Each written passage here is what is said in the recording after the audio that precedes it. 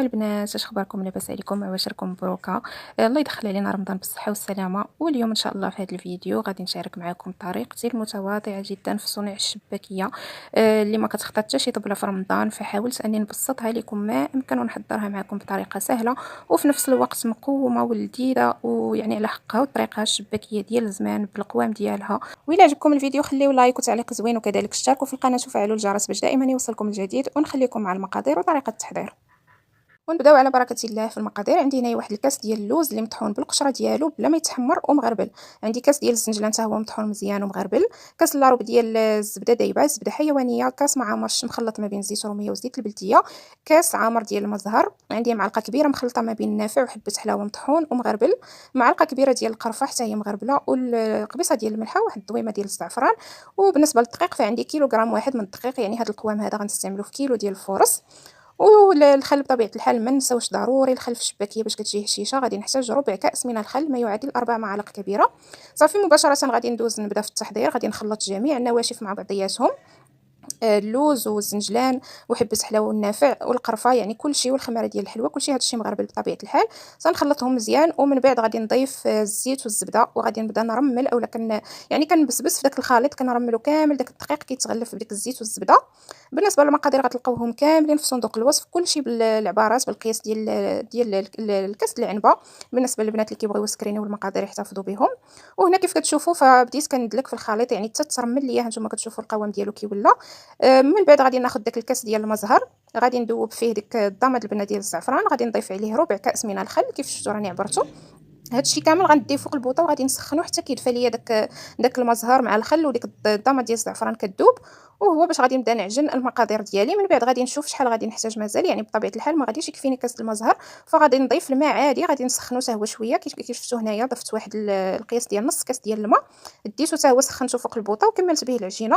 بالنسبه للماء حاولوا تضيفوا غير شويه بشويه، يعني ما تجيش تخوي الماء دقه واحده. غادي تلاحظوا اني كندير غير شويه وكندلك. كنحاولوا تعطيو الدلك مزيان لعجينه الشباكيه باش كتشرب يعني ما كتجيكمش جاريه. ما خصش العجينه ديال الشباكيه تكون مطلوقه ولا مرخوفه. فهذا هو القوام ديالها، يعني ستحسوا بها قاصحه. كي شفتوا داك نص كاس اللي زدت راه ما كملتوش، بقى ليا فيه واحد شويه، يعني تقريبا خدات ليا كاس وربع، يعني كاس المزهر وربع كاس ديال الماء العادي. وصافي هنا فغادي نحاول هكا نخدمها غير واحد شويه، يعني كندلكها شويه غير باش تنسجم. العجينه راه تيجي قاصح، يعني خاص العجينه ديال الشباكيه تكون قاصحه، كتحسوا بها صعيبه في الخدمه. ولكن من بعد ملي كترتاح راه كتطلق وكتجي يعني سهله باش تخدموها. فهنا قسمت العجين ديالي ل 8 الكويرات، حاولت اني نقاد لهم الشكل ديالهم، وغادي نحتفظ بهم في واحد البلاستيكه واحد ربع ساعه. من بعد غنجبدهم وغادي نبدا نورق. هاد العمليه هذه كتساعدنا بان ما كنحتاجوش ندلكو العجينه بزاف، يعني بحال كندلكوها بهاد الطريقه ديال التوراق. وفي نفس الوقت كتجيكم الشباكيه مجعبه من الداخل وشاربه العسل.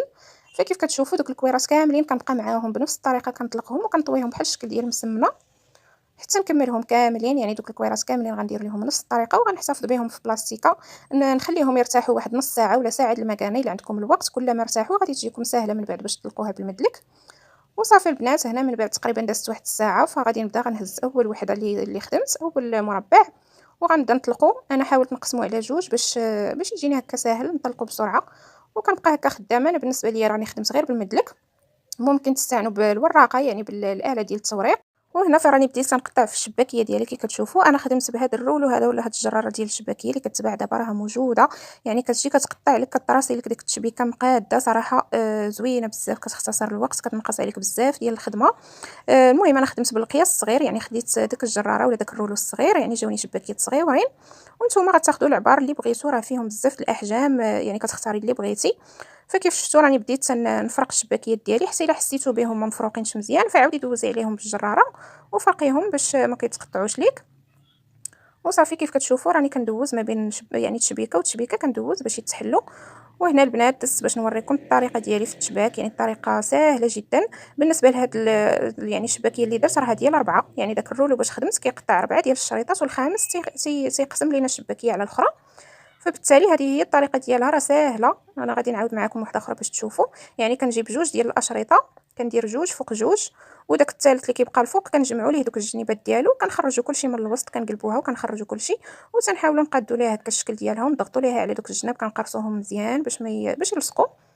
فكيف كتلاحظوا حطيت جوج اشرطه فوق جوج هي 4، والخامس اللي كيجي من الفوق كنشد ليه دوك الجنيبات مع بعضياتهم كنلصقهم مزيان. وكنقلب كلشي كنخرجو من الوسط.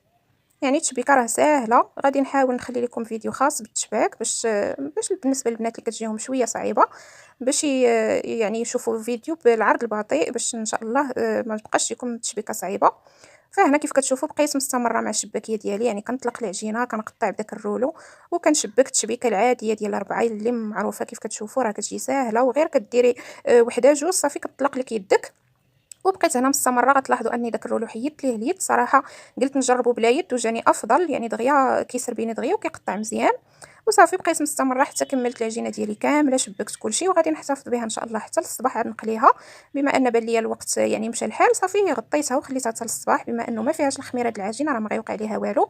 هنا في الصباح راني درت الزيت كتسخن، عندي هنايا العسل فاش غنعسلها، حطيت حدايا كاع الاواني اللي غنحتاج، والشباكيه ديالي ها هي راه ما وقع ليها والو، يعني ما تخافوا عليها حتى شي حاجه. بحال هكا الا مثلا عندكم كميه كبيره ولا كتخدمي غير بوحدك فممكن تشبكيها كامله وغطيها هكا بشي ميكا واحتفظي بها حتى للصباح وقليها، راه ما كيوقع لها حتى شي حاجه. غير هو ما تستعملوش الخميره ديال العجينه، يعني الا كنتي مستعمله الخميره ديال العجينه فالشباكيه كيخصها تقلى في نفس النهار في نفس الوقيته غير تنشف وتقلى.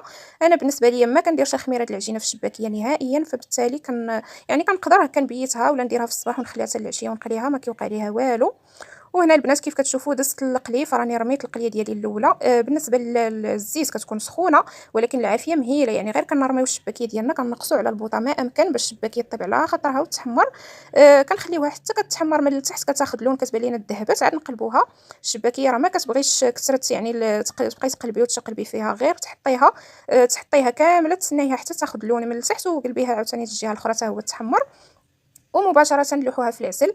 بالنسبه للشباكيه راه ما خصهاش تحمر بزاف، يعني غير كتذهب صافي كنحيدوها ونرميوها في العسل. وكندوز ندير القليه الثانيه في الزيت، غير هو ردوا البال مع الزيت كتكون سخنات، فحاولوا تنقصوا البوطه مزيان على الزيت باش ما تخطفش لكم الشباكيه.